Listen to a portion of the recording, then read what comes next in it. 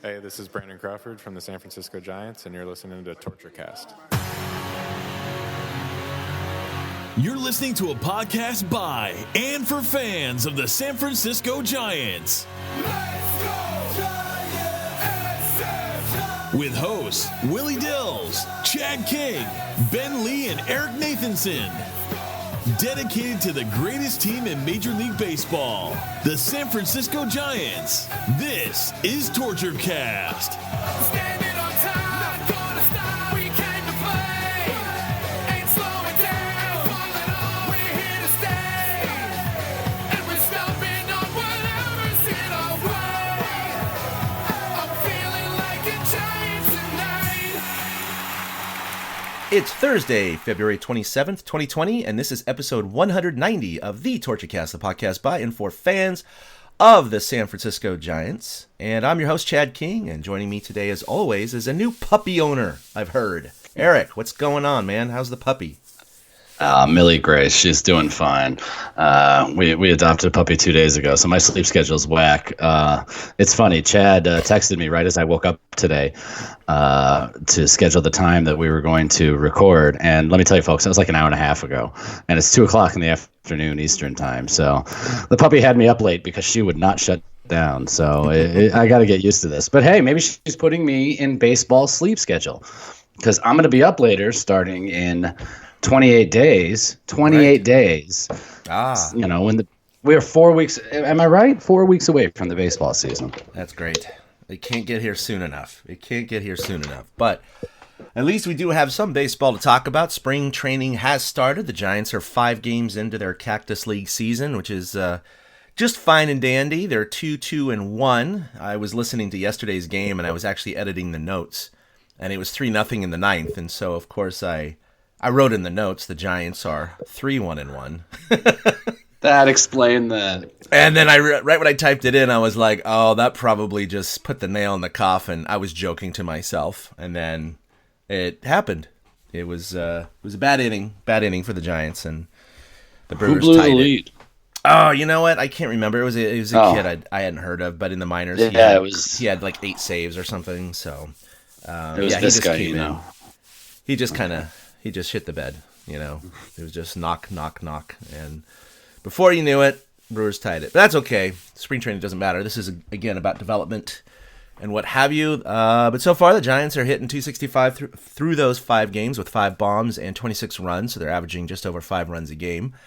And so far, there are a few players of note. Joey Bart, in his very first spring training at bat, took a low and outside pitch and just crushed it the opposite way, like by a ton. And that, to me, I mean, that was so impressive. And I love the sound of that crack, man. It was so melodious. I don't know what it was. It was just that deep, you know, crack of the hickory or whatever it was. But yeah, he jacked it over. He's now, 4 for 6 with a home run and a double.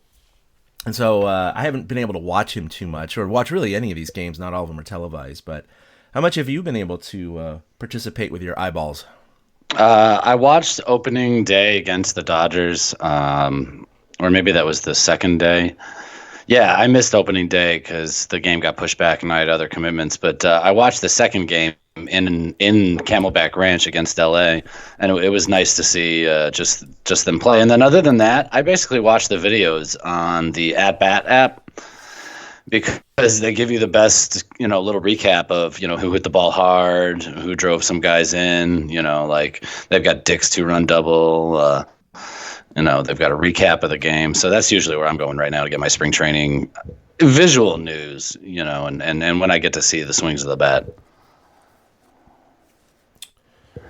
Well, who else? Let's see. Joey Rickard, he's 3 for 5 with a run knocked in. Ryan Howard, not the Ryan Howard of the Phillies, of course, 4 for 7 with a bomb. And Mauricio Dubon is 2 for 5. I know, that was bad. 2 for 4 with a solo shot. No, but I said, "Oh my God," because Doobie is apparently the guy that's opening eyes in camp. There was a whole write up about how he played center field yesterday, and the irony is he just bought a new center fielder's glove or outfielder's glove this year, and he broke it in. And then when it was time for him to take the field as the replacement for Billy Hamilton yesterday, he lost his glove and he had to borrow somebody else's glove, Westbrook's glove. Before he went out there, and then he finally was able able to retrieve his glove. But Doobie himself, he created a run on the bases. He seems to be the early buzz so far in Giants camp. They like his versatility. He's the prototypical future Giants type player, and so it's good to see him coming through so far because he's easy to root for. He's real easy to root for, and he grew up a Giants fan, of course, with roots in the Bay Area, and he looks like he's having fun playing the game. The way his social media goes, he loves Marvel stuff. He's just a little kid, a little bit of a geek. He's a Giants fan. He's totally into this, and I don't know. There's something about those kids that are into it with that kind of passion. A lot of them, end up succeeding because it's not just a job to them. This is their lifelong dream. So it's really cool to see him excelling so far, and hopefully he's going to be one of the newer successful Giants, much like the old farm system from the early part of the decade.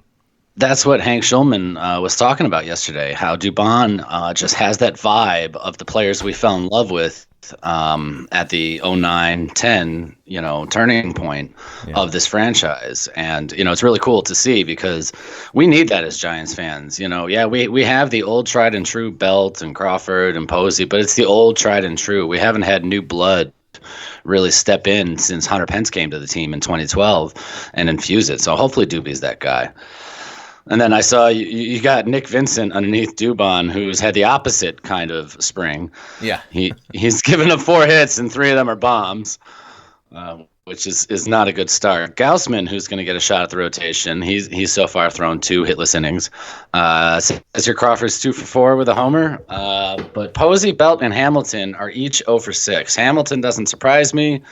But I watched Posey and Belt a couple different times, with the videos and then the game I watched. And I just don't think their timing's there yet. I think they still need some time to come around. Yeah. I mean, it's just 0 for 6. It's fine. Just something of note, something to watch. But, a lot of times these veterans, not Hamilton. Obviously, Hamilton's trying to make the team. So he's not going to be, quote, experimenting. But Belt and Posey, a lot of times these veterans go into camp. And it doesn't matter what they hit, but it gives them an opportunity to work on parts of their swing and mechanics and timing and stance and whatever it may be against major league or close to major league level pitching without kind of fearing any consequences from it. So it's a nice workshop kind of venue for the veterans. And so hopefully they're working on something. If not, they're just going through the paces. Well, there you go. I guess we're not going to see anything different from those 2 this year. I mean, hopefully Posey, with his hip, coming in, to FanFest and out of spring training, they've talked to him a couple of times, and they said, how does the hip feel compared to last year? And he said last year it definitely was not 100%, and he says it's pretty much there now. So that does give a little bit of hope to maybe some of us Giants fans thinking that maybe he just wasn't quite to that 100% last year, and maybe that explained his lack of power, because that's what we've all been waiting to see is when his hips heal, is he going to get that hip action and torsion to whip the ball out and, hit 15 to 20 home runs like he used to. I just don't see it happening, Eric. It just seems like this is who he is now. He's older. He's not old. He's just older. And his body's it's beat up from the major injuries and just the toll of catching. And I just think he's to a point now where he's going to be a 250 to 280 hitter, hit 5 to 10 jacks and, 40 RBIs. But he's going to be excellent defensively still.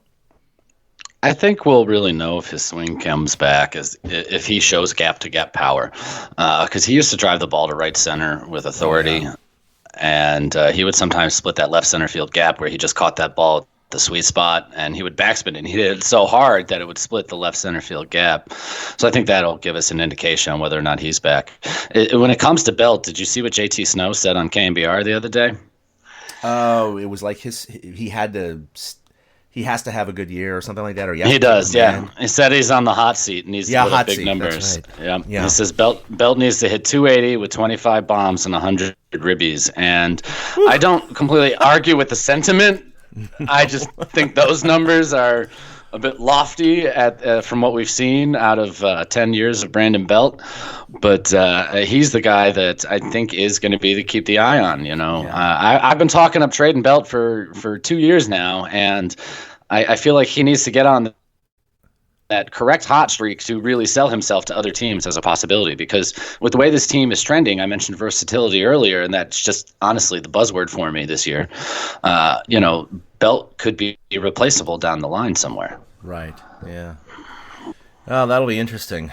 Yeah, I agree with JT. I mean, he's got to put up numbers, but I mean, 25 homers and 100 RBIs. I don't know, man. That's not happening. But I mean, I was a big Belt supporter, several years ago, thinking, well, every year, he has a freak injury or a concussion or something happens, and he just hasn't been able to exercise his full potential yet. But once he's healthy, he's going to hit 20 home runs and all that stuff. And it's like, nope, never mind. He's just, This is Brandon Belt. This is who he is. And unless something dramatically changes for whatever reason. And it's one thing that actually we should dive into a little bit now, even though I didn't have it in the notes. They were talking about it on KMBR this week, but we all know that it's essentially a brand new coaching staff, minus like Ron Wotus, right? And what's really interesting is they've already been talking to Joey Bart. He was on with Murph and Mac yesterday morning, and I've heard this now from several of the Giants hitters. Joey Bart basically said his whole career he's just been see ball, hit ball. He doesn't go up with any approach. He doesn't think about percentage of pitches and what might be thrown in what count. He's just like, well, maybe it's a curveball, but he's not. It's more on intuition, and he just reacts to the pitch. He said this year coming into camp, the amount of analytics that the coaches are throwing at him hasn't changed his swing mechanically, but has changed his mental approach to the game completely. And he's super excited about applying it in real games. So it was really cool to hear, a young kid like Joey Bart, one of the better prospects for the Giants, really buying into this whole new analytics coaching approach, going, wow, they're revealing things that I didn't know, is what he said. He's like, I feel like I'm much more educated already, and I'm going to go up to the plate with a much better idea of what's going to happen and what to do with the ball, and yada, yada, yada. So, I don't know. I mean, he's a young guy. He's just getting into professional ball, so maybe he's more impressionable and malleable to these ideas. But, someone like a Posey or Belt or whatever, I'm sure things are being suggested to them by these new analytics and coaches and approaches, but I don't know if they're going to stick with the veterans or not. And if they did, will it help? And I'm not suggesting that would be the reason that Belt hits 25 home runs this year. But I think it could be. But I think it'll be interesting because, the old brigade is gone. And that's how the players performed for years under that regime. Now that they have this new analytical approach and these new set of coaches with new training techniques, and they're doing weird stuff out there. Like they've been reporting, using fungos in the weirdest ways. They're doing all these knee slide exercises. I mean, they're doing stuff they never used to do in spring training. It's all this, and that's not analytics. That's just newfangled calisthenics training and all sorts of other stuff. It'll be fun to see if any of the veterans or some of the guys we're used to seeing what numbers they put up increase, and that would be proof that maybe this coaching is helping. But if everyone kind of fades back to where they were, then maybe all this coaching is a little bit souped up. I don't know if it's that or if it's the fact that guys like Belt, Crawford, Posey, and we don't really mean to be singling these guys out. This is just the long-term veterans. Samardzija, he's another one. He's lobbied against the opener, and the Giants might deploy an opener at times this year. It's that type of thing. But the reason these guys, in baseball, things are always changing, and the Giants completely changed the design of their coaching staff after the Bruce Bochy era. And it's up to Posey, Belt, Crawford, etc. to adapt or die. And I think if Posey and them have a hard time picking up with the new coaching staff, they're more likely to be on their way out the door than the coaching staff. I think Zaidi has put everything in place and feels like he now has all the right tools. You mentioned the different, kind of drills and calisthenic type things they're also looking at. I mean, I've heard things where they're not just hitting regular, top spin grounders to third base anymore for infield practice. Like you and me, we've taken infield 1,000 times. And when you take infield, you're just basically banging grounders around the infield, and doing it over and over and over again. And you're not really trying to send a guy to his left or his right or give him a certain type of hit. But apparently the Giants are employing separate fungo hitters to hit the ball differently at different angles and different things like that to the infielders to employ more of a game type situation. And that's just the type of thinking we've not seen out of this club, this organization ever. And it's part of the brave new world that is the Giants. And that's why I think that the veterans need to adapt or die, because young guys like Joey Bart are going to soak it up. they're coming up in a generation where they're used to being able to log onto a computer, to Baseball Savant, to look up the Amazon Web Service, advanced analytics and stuff like that. And while he admitted, he may not have done that stuff before, but now that he's turned on to it, Bart might be keyed into it, and it could improve him that much better. Whereas Posey and Crawford and Belt might have a slower time adapting to such a thing. And that's why adapt or die has just flashed into my head when it comes to the veterans on this ball club. I think that Zede has thrown down the gauntlet and said, you have to either get on board or I'll find somewhere else for you to go. Well, this is going to be fun. Well, one trade. I'm excited. I'm really excited. I'm serious. It's such a different ball club. Like, who the hell knows what we're going to watch this year? Yeah, it's hard to put a pin on it. I mean, Vegas has him at like 67 wins or whatever it is, second worst in the NL. Look, maybe they are going to be that bad, but like you said, there's so many unknown variables coming into the season. And no, they're not gonna win 90 games. I think we all know that.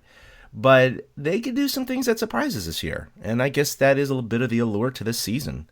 Overall, it probably won't be a very good product, but I think there's going to be some good moments. We're going to see this process again of this team in the rebuilding phase, and there might be some trades to stock up the farm system and the draft later in June. So who knows? We'll see what happens.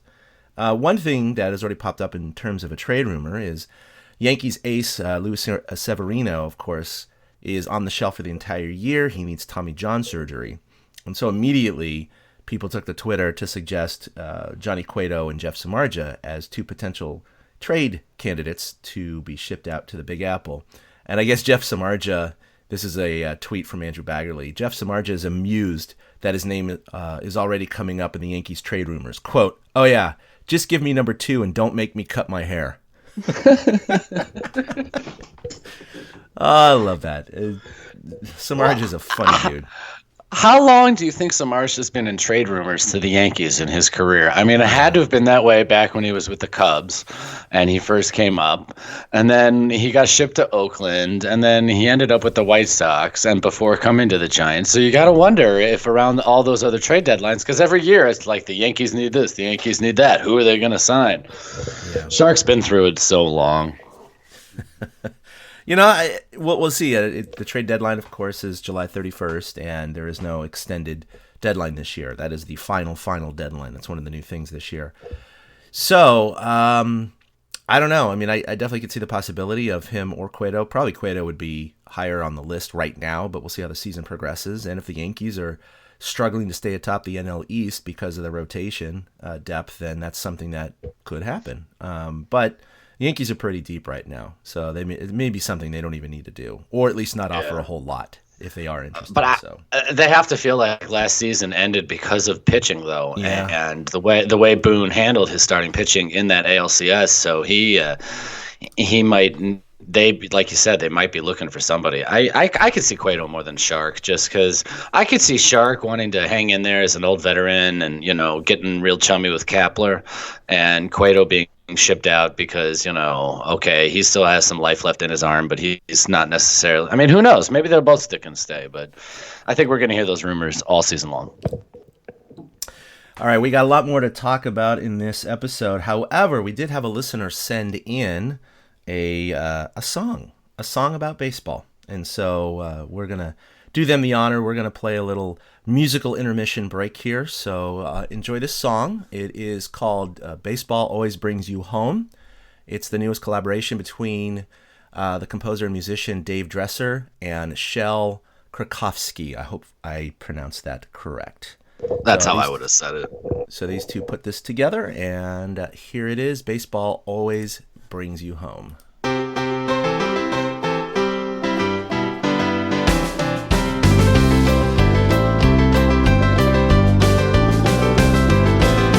The gods are here, Babe and Jackie, wave to Ted, Henry and Sandy, relax and talk, pause after pause, batters up, bring the applause.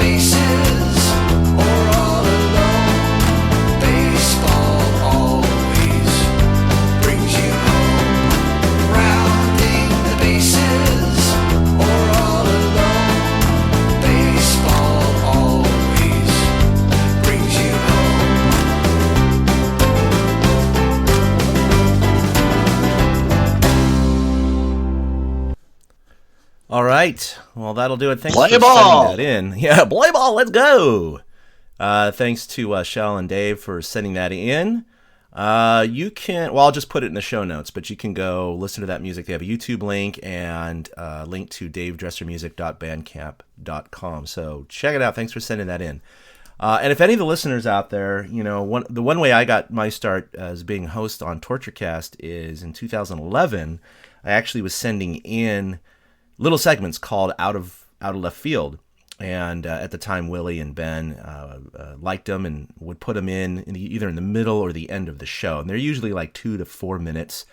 Statistical oddities, fun things to talk about, what have you, with a little background music. And so I did that for a few months, and then their third chair left, and so that's when they invited me on. And so kind of the rest is history. But if any listeners out there, want to send anything like music or little segments that are pretty good quality, we'd be more than happy to play them on the podcast, or tag them on at the end.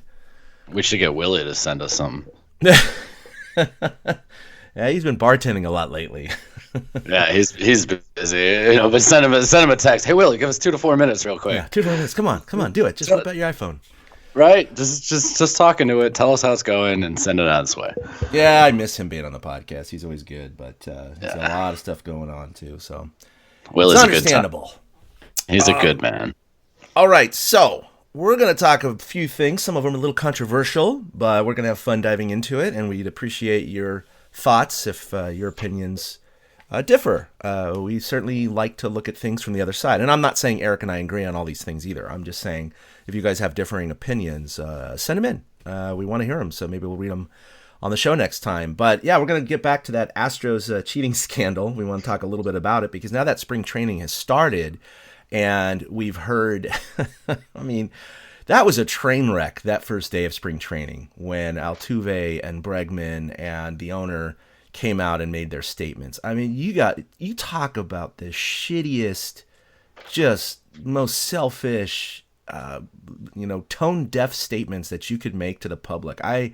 They were just dogpiled on. And I know they just they keep saying, we just want to move on, we just want to move on, we just want to move on. It's like, no. You don't just move on from this after a 30-second statement. I mean, that's just unbelievable. They think that the public is that naive or gullible or like, it's okay, guys. Yeah, we understand. You cheated, whatever. It's all good.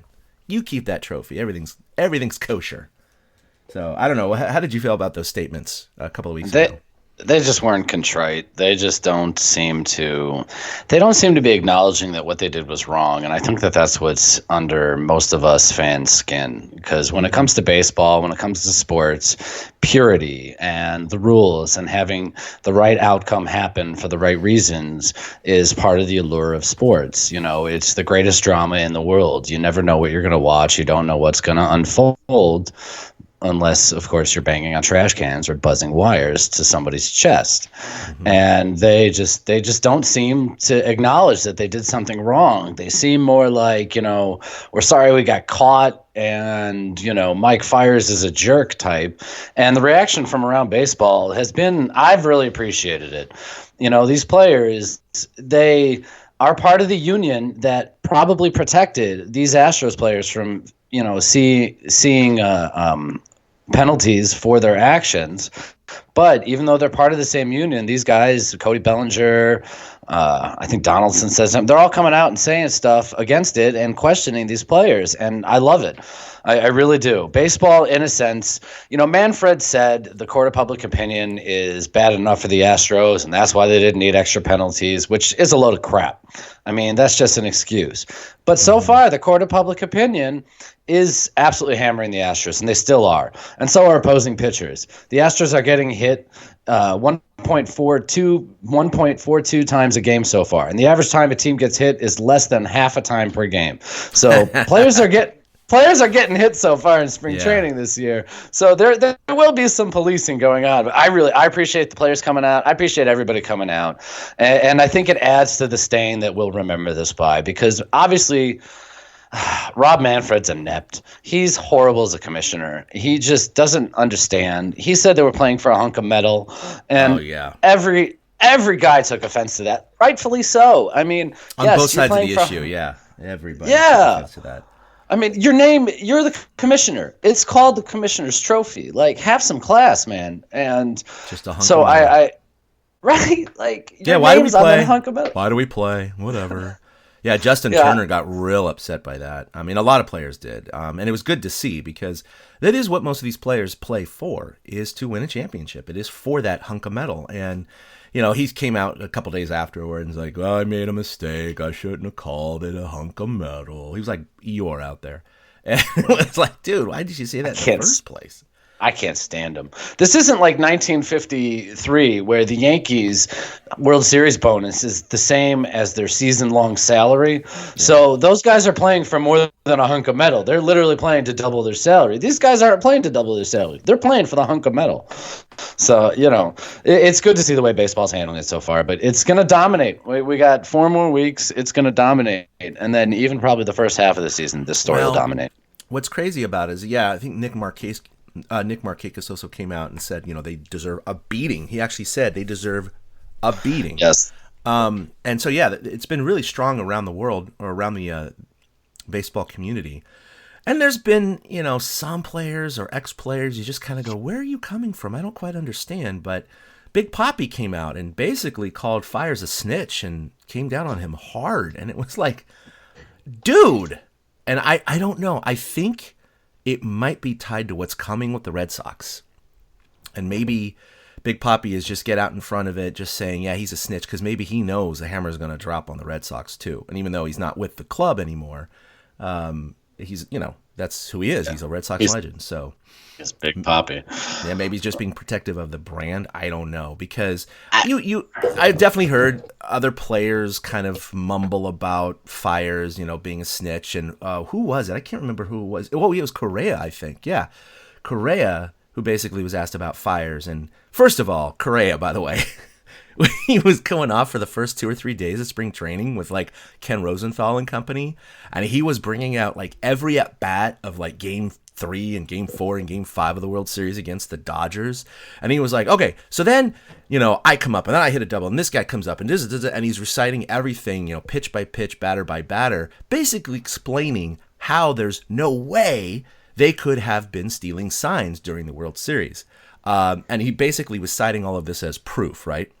And what was so funny about that is that, number one, even if you're correct and you didn't steal signs during the World Series, or at least that's what you're saying, you stole them to get to the World Series. Number two, the next day, Manfred came out and confirmed and added upon and said, yes, the Astros used this cheating scam, or at least a variation of it, throughout the playoffs, including the World Series. I mean, Manfred literally came out the next day and just, it was like mud on Correa's face, and he just looked like a little petulant child going, yeah, we haven't done anything wrong. Let's just move on. And he talked about Fires as well, and he basically said, oh, now he basically comes out. But he was out there smiling. He was out there in 17. He knew what was going on. He had no problem raising the trophy. And it's like, what kind of sophomoric logic is that? Just because he knew what was going on, it doesn't invalidate what he did because he didn't do it sooner. But he did it. He did. Yeah. Well, he did. He brought it up to Major League Baseball. You're absolutely right about that. And to the A's, too. The A's complained because they knew what was going on. And they tried to keep it internal, basically.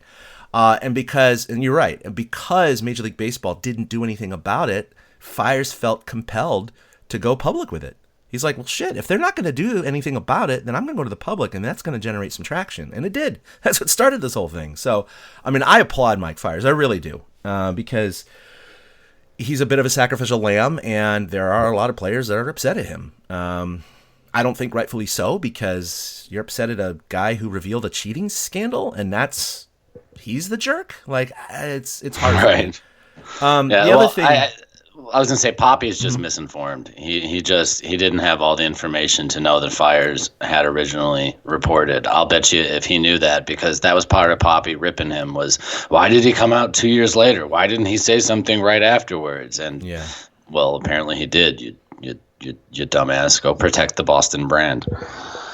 Yeah, it's bad. The one thing I've been somewhat surprised about, I do appreciate most of the public's reaction, talk show hosts, and some of them, of course, are much more extreme than I am. They're like, strip the title, ban each player for a year, ban them from the postseason for 2 years, all these things. But of course, you have problems with the fact that you can't. It's hard to punish a whole team that includes a whole set of new players that did not participate in the cheating scandal, and you can't punish them as a result. Yes, you want to punish the franchise, and yes, I think the players who participated should be punished. But it's hard to do things like that. It's hard to ban them from the postseason for 2 years. That's my dream scenario, though. I would love it. If MLB was the NCAA, that's what they'd do. Yeah. And I love the intrigue and the story that it would create. And I'm smiling thinking about how fun it would be, with the Astros down the stretch fighting for a wild card spot they can't claim, or they're 5 games ahead in their division, but it's really the A's and the Angels going at it underneath them, who each have 81 wins, trying to win the division. I just think that would make a great storyline. But you can't do any of those things. The asterisk is there. We'll all remember forever. I mean, you can't vacate titles. We all saw what happened. We all know, we all know they cheated, and they know they cheated. And I think that's the important thing. And I think it'll hit them as they get older. It's like Bonds with the home run record. Does he have the record? Yes. Everybody puts a mental asterisk by it. They do. They just do. Same thing with the Astros championship. And, in Minute Maid Park, they have that World Series banner flying, but to everybody else, that's just a piece of cloth. It means nothing. Right. It's like Reggie Bush won the Heisman, but it got vacated. But did that change the fact that Reggie Bush won the Heisman? No, the guy still won the frickin' Heisman. It happened. We can't change the past. We can just use the past to make sure that those types of things don't happen again. I do feel sorry for a lot of the Astros fans, because a lot of them are hiding, kind of going, wow, I'm embarrassed about my team. It's hard to be a fan and all that. But you have some a-holes on social media that are coming out strong in support of their team, going, every team cheats. Come on, every team's doing this. And it's like, well, where's the proof? You can't just say that. And that's what exonerates the Astros. You can't just say all 30 clubs are cheating like this. You have no proof of that. And 30 wrongs don't make a right necessarily. Yeah, it's they're just picking on the Astros. They're just because they got cut. All the other teams are doing it. It's like, whataboutism? Give me a break. You can't deflect like that. I've seen the Astros defenders too, and I don't understand it. I'd be hiding in a hole. Yeah, exactly. I'd be hiding in a hole. It's just like when a kid gets caught and going, well, she pushed me first. Or, well, he did that too. It's like, well, it doesn't matter. You were caught. That's the evidence we have. So suck it.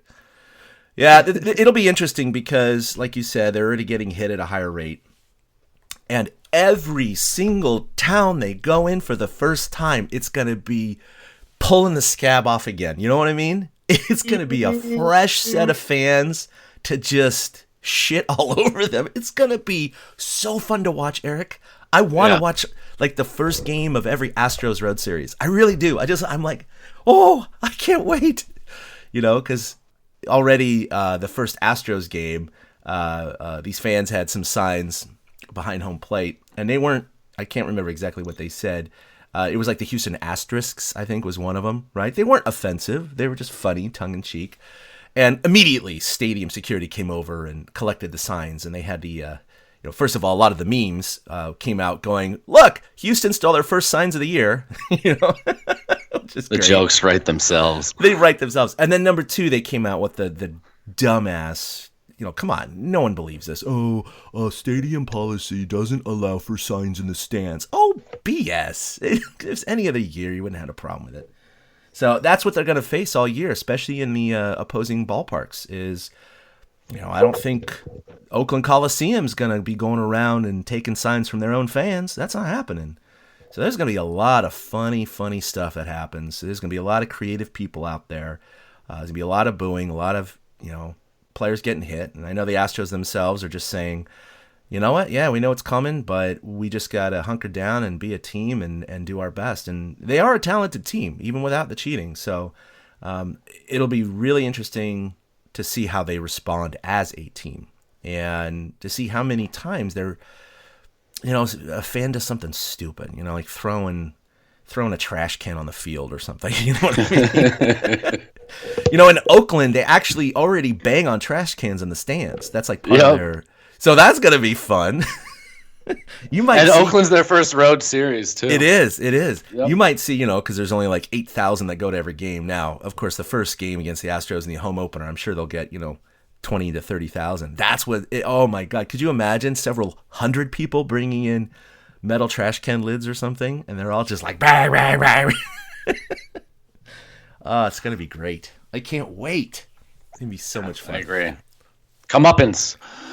All right, so I put in here, we just talked about it briefly, but we're all wondering when the Red Sox report is coming because there's been rumors it's imminent. But I'd say baseball, the only conclusion I can make, and a lot of people are saying this, is that, first of all, you want to get this report out as fast as possible, as soon as possible, because you want to start burying it. You want to get away from it. You want to be able to levy the punishment and move on with the season. However, it might be taking longer because they have evidence coming in still. They are still interviewing people. They're still trying to get everything they can. Or it's more serious than the Astros cheating scandal. I don't know, but I think it's going to be a pretty interesting report. And again, they're not going to strip, as far as I understand, because Manfred didn't strip the 17 World Series. I don't think they're going to strip the 18 World Series.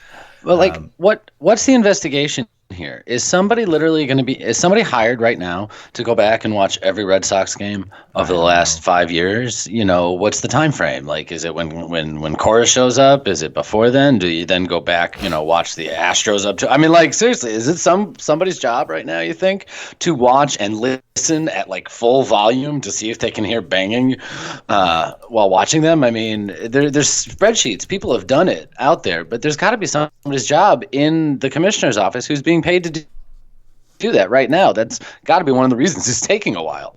Yeah, no, it's true. It's a lot of baseball games. That's 200 games a year, All right. Well, yeah, we'll try to keep this under 5 minutes. But Aubrey Huff, a couple of weeks ago, was publicly informed. Well, he was privately informed, and then the Giants came out and said, we have reached out to Aubrey Huff, and we wanted to let him know that he is not invited to the 2010 World Series celebration at Oracle Park in August. And, of course, the Giants do these celebrations so well and have over the years. And now it's going to be fun because this is the 10-year celebration of their first World Series championship in San Francisco. And there's going to be one in 2022 and one in 2024. Hey, man, squeeze everything you can, right, out of it to relive that Bring glory. it back. We need that. And of course, they invite all the players and coaches back from that team. And you still have Buster Posey on the team. You would have had Madison Bumgarner, but he's not around anymore. And so, they're going to invite everybody, but they publicly said, we're not inviting Aubrey Huff. Now, of course, Aubrey Huff and some of his supporters came out immediately and said it's because his political support of the president, Donald Trump. Now, I think logically we all know that he is not the only Trump supporter out of the Giants team from 2010. We know that as a fact. It's just the general population doesn't allow for that. And traditionally, baseball players are more conservative and Republican than they are Democrat by a wide margin. I have a fun fact. Not including Dominican players and Asian players and all that, but we're talking about American players. There was a poll when Gabe Kapler was with the Red Sox of all the Red Sox players and which way they leaned politically. 24 players said that they leaned Republican. Yeah. One player said he didn't lean Republican, and it was Gabe Kapler. Yeah. And it was just surprising to read that. So like you said, that just shows 24-1 how many baseball players do have those kind of political leanings. Yeah, and we don't know everybody, but of course Madison Bumgarner, he's conservative. Buster Posey's conservative. Cody Ross is a noted supporter of Trump, not vociferously, just he just voted for Trump or whatever.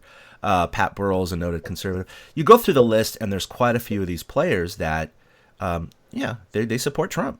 Okay, fine, whatever, it's your right. They're not assholes about it, and Giants are still inviting them. So it's a fallacy of an argument to say because he supports Trump, that's why the stupid liberal Giants aren't inviting him. Of course, it's because of his horrific public tweets, even some of the interviews. But the tweets that he has thrown out there are so misogynistic, so sexist, so horrible in what he does. And I'm not even going to do him the honor of reading some of them, but I really encourage you, anyone who is doubting that the Giants uninvited him because of his political support and not because of his horrific statements on social media, please do your research. Please go through the list of what people have pointed out. And then maybe you'll actually come to your own conclusion and go, wow, this guy really is an asshole, and he's a miscreant, a troglodyte, and he's not representative of the values of the Giants, and has nothing to do with politics. So he's not representative of the views of a common, people. Decent human being. Like that's the thing. He went on the radio with 95.7 to try to, they brought him on. Joe Fortenbaugh, I think was the name of the host. He brought him on, and Joe. That was great. Yeah, Joe claimed that he brought him on to give Aubrey a fair shake, and Aubrey by the end, he again somebody who's not contrite about saying some horrific things about people, and then. At the end, when it was brought up about Alyssa Nacken being part of the coaching staff, and Huff launched into misogynistic things there, Joe's like, all right, forget it. I'm done. You are the turd that I thought you were, and that's the term he used. And that's kind of what Huff would have been. He would have been the turd in the celebration. And the Giants, like you said, they do things right. They don't want anything to rock the boat. It's not even because of the way San Francisco and the Bay Area leans. They just don't want to. Political views are. Oops, sorry, go ahead. That's all right. I was just go ahead. Yeah, the Giants are not worried about the leanings of the general public. It's more that they do not want a disruption. I really think that's what it boils down to when it comes to the organization. Yeah, this is how that interview wrapped up. Obviously, it doesn't have the entire interview talking about Alyssa and all the other things, but here's the interview you just referred to. You seem like you have no remorse for any of it, and I'm not saying you should. Your political views are yours. Your views are yours, and the First Amendment's your right. But when people get outraged about the things you say, when you talk about kidnapping Iranian women, it seems like you don't even bother to try and understand the other side when you want them to understand your side. You sound upset, my friend. Absolutely. It's extraordinarily offensive listening to you. Well, I'm not one bit sad that you're offended. I'm sorry about that, pal. I can't do nothing about that. I can completely understand why the Giants would want nothing to do with you. It's a shame because we came on today wanting to see your point of view. I came on today thinking, you know what, maybe this guy, just because it's the Bay Area, they're going too hard on him, that maybe they lean a little too left here and he's getting a bad deal. And now I'm regretting bringing you on because I'm thinking to myself, you know what? He's exactly the turd he makes himself out to be on social media. Hang up on him. We're done. Aubrey Huff, former San Francisco Giant. Run that guy. Oh, that was awesome. Run that guy. Run that guy. Yeah, it's a shame because Huff was he was a big part of it. The thong was such a good, kitschy, fun thing, but it's not a political leaning thing. It really isn't. Huff was getting amused that the host was getting offended. It's like there's no need to drop a turd bomb in the middle of a ceremony. And I totally get why guys like Buster Posey didn't say anything. He was just kind of like, that's between them. Like I live less than 2 hours away from Buster Posey's hometown, so I kind of got a feel for the kind of people he grew up around. Sure. And they lean that way. They absolutely do. But I have to tell you, even they would probably admit that it's a little too far when you're talking about certain things. But even if they feel the same way, they're not stupid enough to open their mouth and bring it on and be as just adversarial as Huff wants to be. And all he's looking for is attention. And after this segment on our podcast, this will be the last time he'll ever get attention from us. Yeah, Aubrey Huff is a bully, and he's a dick, and he's misinformed and not a very intelligent, educated person. And it stinks because he was a valuable contributor to the team. A lot of people are saying this is violating his First Amendment rights. No, it's not, people. The First Amendment is the government not being able to censor you. It has nothing to do with a private organization not inviting you. That'd be like you and I are friends, and then a few years from now, Eric, you do some horrible shit, and I don't invite you to my birthday party, but I invite all our other friends, right? Yeah. Did I violate your First Amendment right? Like, that's No. exactly the same thing. They're having a party. He's not invited. That's it. Right. That's all that happened. There's no it's a violation of First Amendment right. Right. It's a consequence. The First Amendment protects you from censorship of your speech, but not from consequences of your speech. Exactly. And we see it happen every day in our culture, specifically now with social media, with the ladies calling on people barbecuing and people selling lemonade, and then they get their comeuppance as well. It's just it's not what the Giants want. It's not what the Giants need, and it's good that they got it out of the way now. Huff, I think, said he wasn't going to be he was going to be quiet about it and release a statement on his own. But since the Giants came out and said something, he decided to say something. Yeah. So he's the backed into the corner guy right now, and he's going to say whatever the hell he can just to keep getting airtime. Yeah, I did have an exchange with him 2 years ago. It was 2 Novembers ago. About because I'm a marine biologist, and so I have a very large education in evolution. It's part of my job to understand the consequences of evolution and adaptation in marine organisms, and so I feel like I'm fairly well educated in the subject. And I have a master's degree I hope too. So. And to see him and talk about how evolution didn't happen because we couldn't have come from monkeys, And I politely corrected him and said, no, we didn't evolve from monkeys. Monkeys and human beings both evolved from a common ancestor. So no, we did not evolve from monkeys. And he's like, what? Blah, blah. And so it started this whole back and forth where everything I replied with was just a very calm, factual statement and an encouraging, Aubrey, I suggest that you check out this link and this link and this link and understand, the geologic timescales in which we're talking about evolutionary adaptation and changes happening. It's not like it happens over a year or 10 years. It's like watching your grass grow. You can't see it in 3 seconds, but you can see it in 3 days. It's the same thing on a geologic timescale. You can't see it in 10 years or even 100 years, but you can see it in 1,000,000 years. And people have a tough time with that concept. And so he just was rejecting everything I was throwing at him. But it was fun because I'd say 9 out of 10 people, because it started to catch fire and it got very viral. And then all sorts of people were piling on top of my tweets and replying to him, going, douchebag, you're a baseball player. This guy's a scientist. You're trying to tell him? Like, he's not telling you how to hit a fastball, but you can tell him that evolution didn't happen? Like, come on. It was great to go through all that stuff. But anyway. He's yeah. All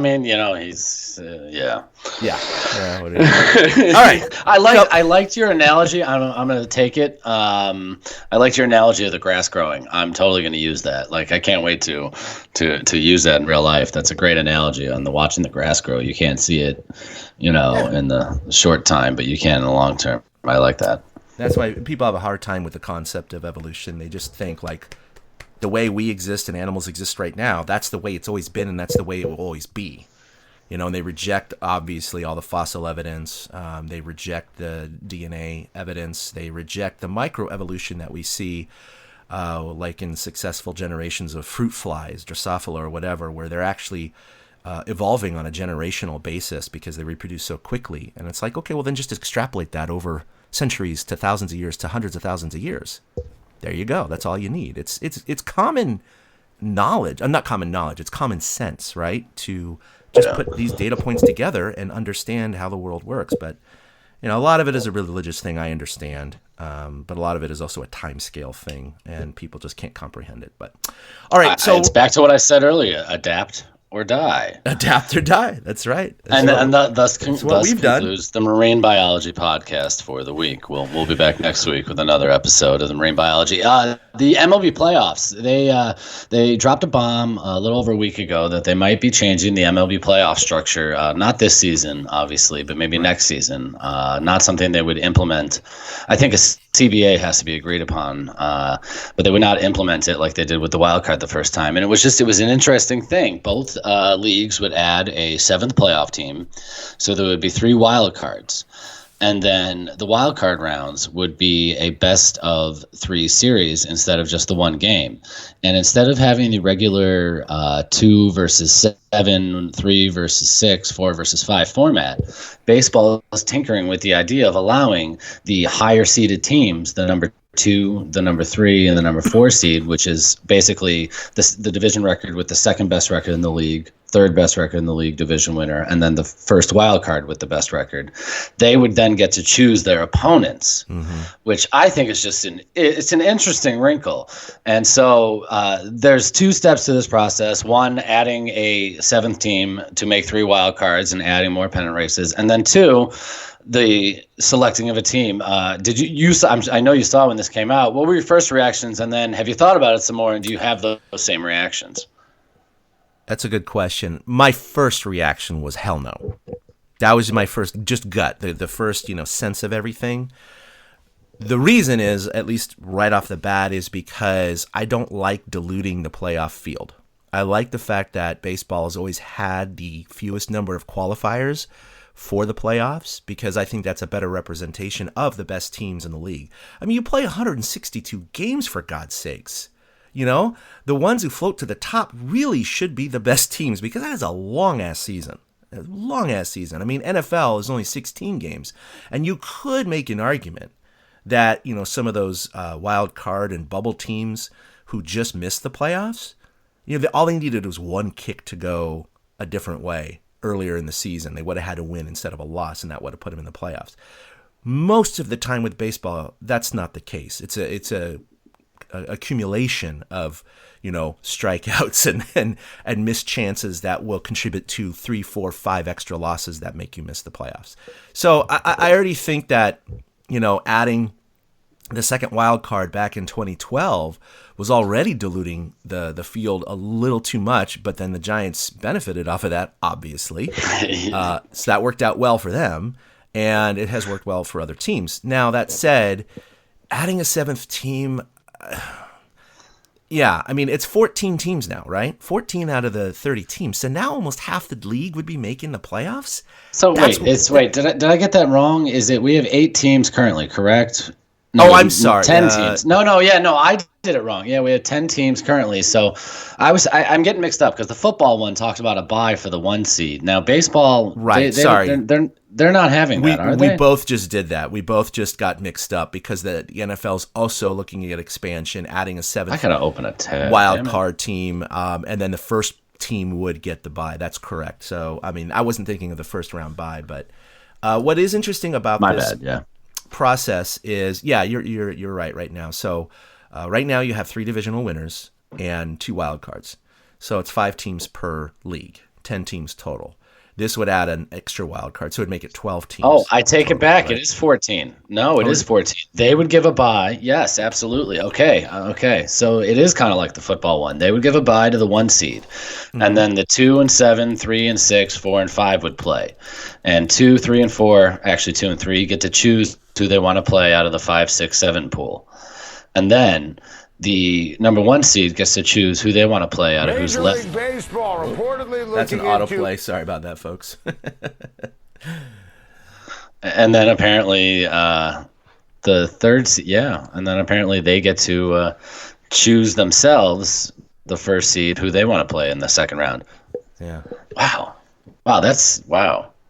Yeah, so what was interesting about this whole process is it throws in a little bit of Bachelor into the reality TV into it, because now they're talking about, okay, well, now the top seeds can choose their opponent, and now that's funky, man. That is funky, because could you imagine, the Yankees are the number 1 seed, right, and the Red Sox make it as a wild card, and then the Rays make it as a wild card.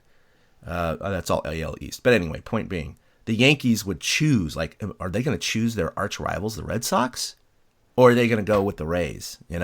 Obviously it depends on a lot of things, but it'll be interesting because it's also going to give a lot of motivation to the team that was picked. You know what I mean? Yes. It'd be like, yes, I love that aspect. We're the easiest team? You think we're the shittiest team out of the playoffs? F you. Right. I think that would add a really, really interesting component to the playoffs. So in this newfangled world, I mean, I definitely am more of a traditionalist, so I don't like change. I'm resistant to it. But again, expanding to that many teams just, to me, dilutes the product. The one thing I will say is it does increase the wild card round to a series of 3 games as opposed to just a single elimination. I know it adds excitement. I know it's been good for baseball, and obviously the Giants, again, benefited twice off of that. They beat Pittsburgh in one of the elimination games, and, of course, New York in the second elimination game, both pitched by Madison Bumgarner. So it's helped them in both occasions, but I don't like playing 162 games, and then it just comes down to one game. It's like, man, you just have one off night, and that's it. You're done.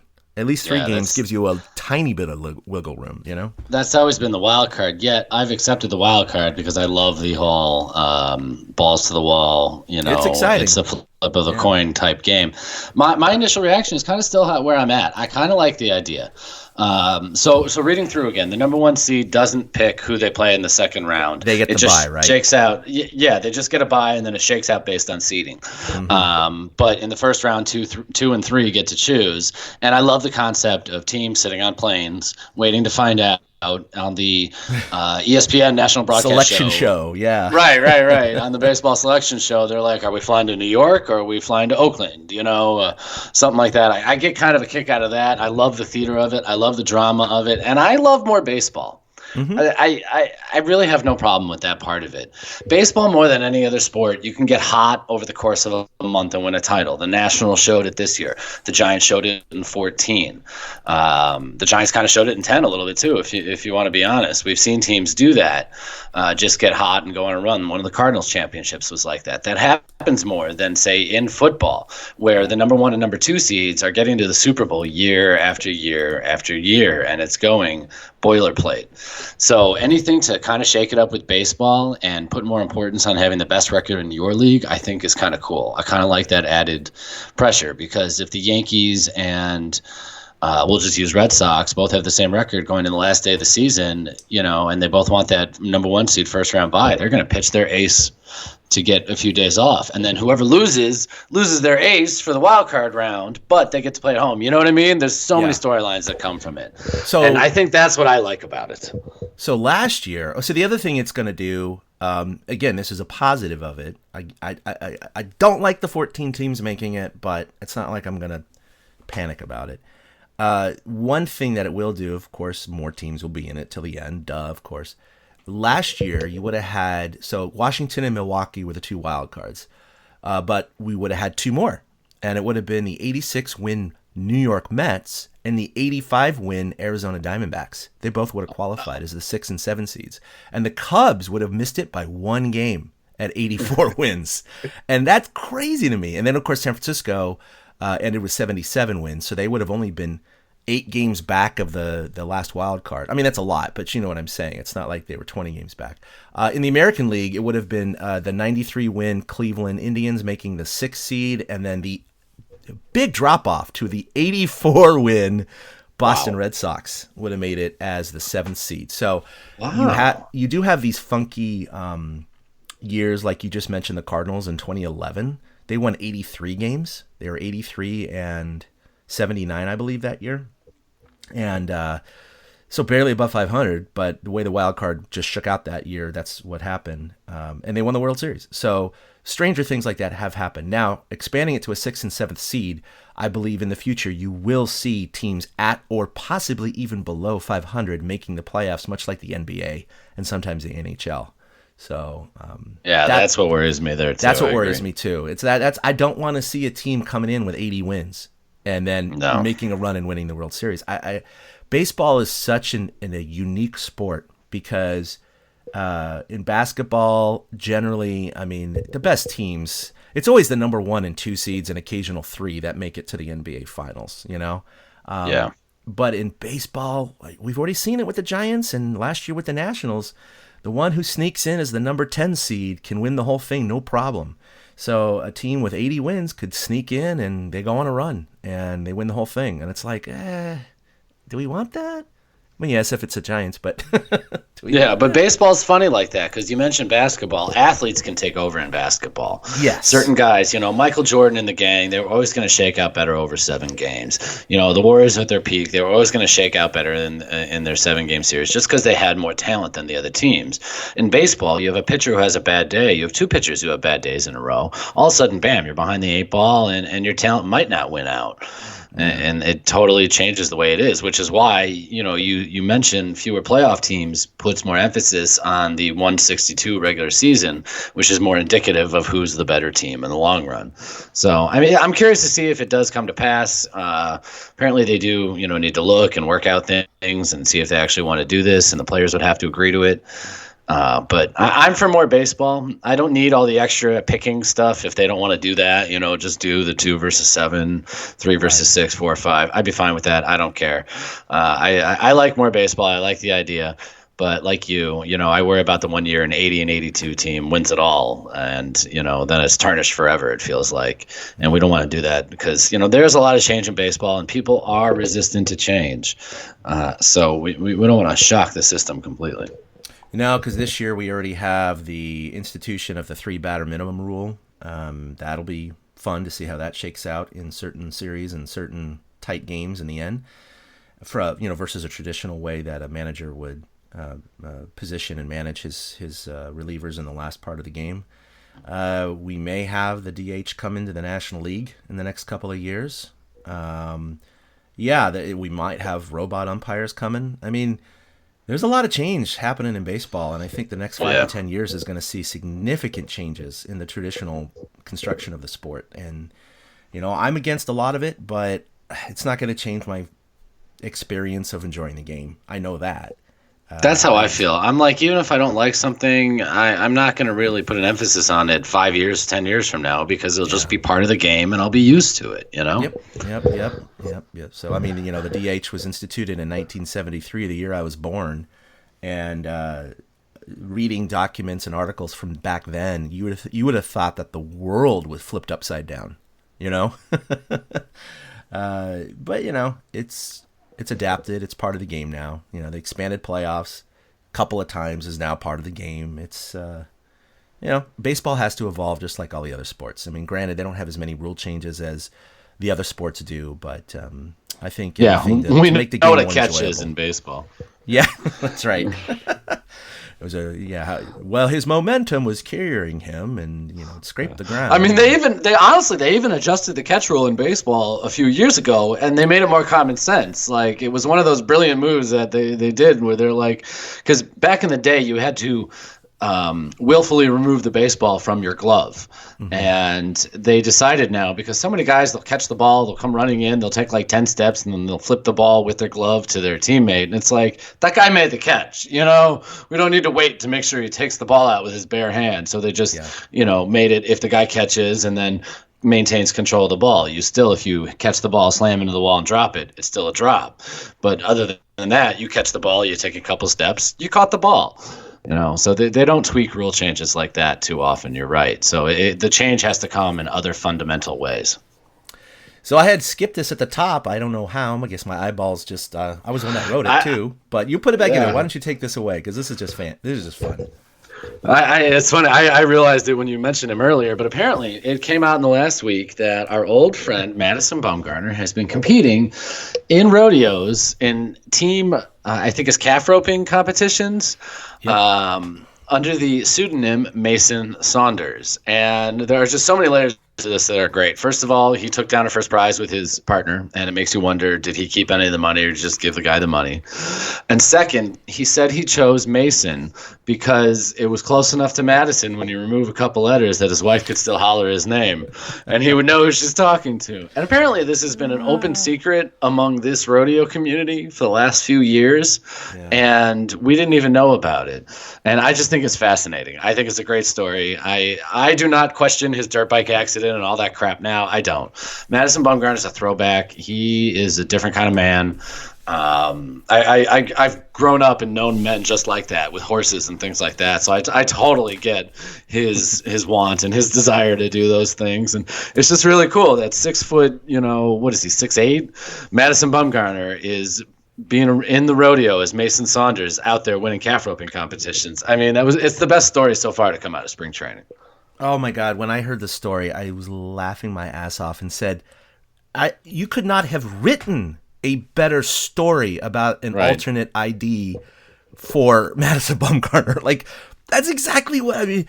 What he chopped wood for a company out in the forest. I mean, like, this is him, man. He is Paul Bunyan. He is not an equestrian guy, but he loves his horses. He loves roping. He loves all this stuff. And you can't take the cowboy out of him. And what was so cool about it, though, is that he won that $26,000 with his partner or whatever. Is the community kept it all quiet, and you would have thought that there would have been one person out of the hundreds that have probably interacted with him, or seen the rodeo, or were there, and they said, "Hey, that looks like Madison Bumgarner." You would have thought there would have been one person that would have leaked this to the media, but I think they all collectively realized, no, that's going to make this place, the media are going to descend upon it. It's going to ruin this whole. Yeah, they were doing it out of self-preservation and as a kind thing to not out Madison Bumgarner. Like, he's just one of us. He's just roping calves, whatever. We don't care that he throws 90 miles an hour and won 3 World Series. He's one of us, and I think they love that aspect of it. Yeah, I'm somebody. I grew up around horses. My dad was a bit of a cowboy, so I knew cowboy men. I've been to rodeo plenty, and those guys. That's a tight enough knit community where Madison was not hiding his face in pictures. No, it's not he's like smiling he was, right there, looking right at the camera. I mean, that's how they were just like, that's what he likes to do. We don't need to bother him with anything. It's his community. That was what was weird about it, though, is that, okay, it's one thing about pictures and he's just smiling for it, but the rodeo, that stadium or whatever, put that picture on their Facebook page back in December. And it's like, okay, well, I guess people who are only associated with that rodeo like that group, and they're the only ones that see them. So I guess there isn't too much of a risk, but Andrew Baggerly, who broke the story with another writer, he was on KMBR the other day, and they were like, "Dude, you blew Madison's cover. Is he pissed?"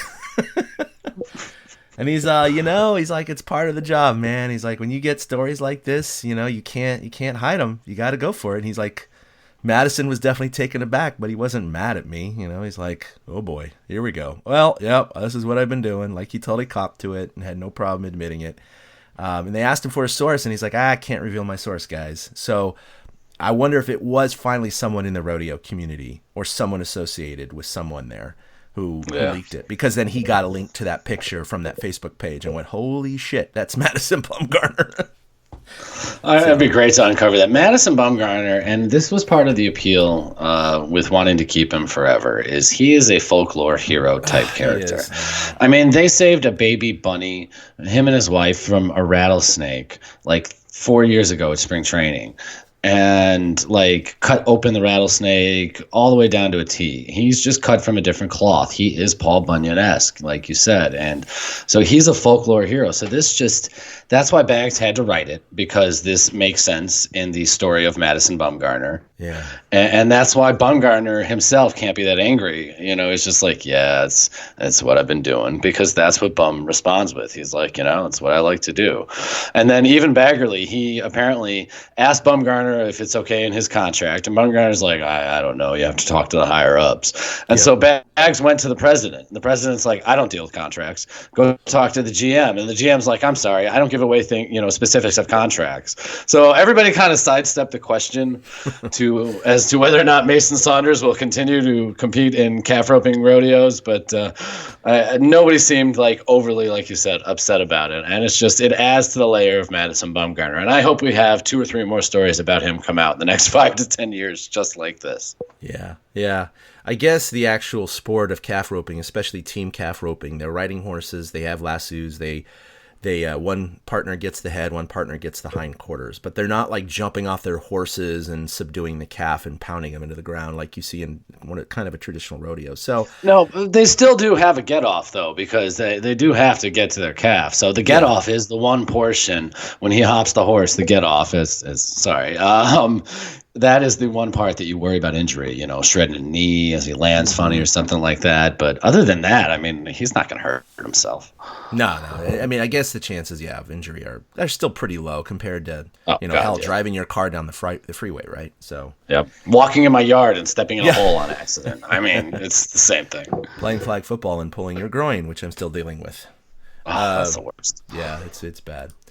So San Jose Giants are actually already put out an event night, and they're going to have Mason Saunders night at the yard, and so that's going to be great. I love that. I really do. Lean into it, and I'm sure Madison won't be mad. I mean, it's out there. There's nothing you can do. Now, again, here we are talking about, guys caught with PEDs, the former steroid era, now this Astros cheating scandal, and then Madison Bumgarner ropes calves because he likes it so much and it's his hobby. Like, it's just I love it. It's so fun. We need more stories like wholesome. that in baseball. Yeah, exactly. We need more stories like that in baseball. The problem is the injury factor, so guys don't go out and do stuff. I mean, look at Cespedes last year. Yeah. He was dealing with a wild boar on his farm and he broke his ankles. Yeah. Yeah. Oh, that's not good. Not good at all. All right. Well, I think that's going to do it here for episode 190 of the TortureCast. You can follow us, as always, on Twitter at TortureCast. Like us on Facebook. You can email us at mail@torturecast.com. I have another email, too, chat@torturecast.com, if you want to get a hold of me specifically. But that first email will go there as well. You can follow us individually. Eric is at 2outhits with the number 2. I am at ChadK21. Got anything else there, Eric? Within the next week or so, I'll take a look at the schedule like I do every year. What fun dates are popping up? What are good times for fans to go to the ballpark? From giveaways and stuff like that.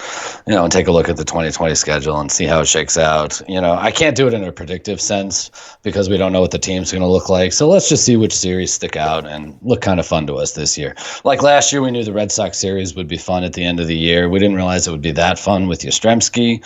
Yeah. But there's always stuff to look forward to. Like there's a rematch in Detroit of the 2012 World Series this year, which I'm hoping to be at.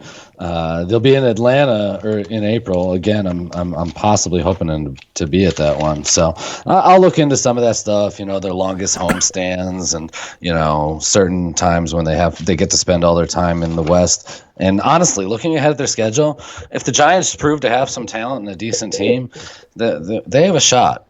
They really do. But I'll look at those kinds of things, in a piece in the next couple of weeks or sometime. We still got 4 weeks until opening day, so we're not running at full capacity just yet. I think they need to expand the playoffs to about 24 teams for them to have a shot, Eric. Just saying.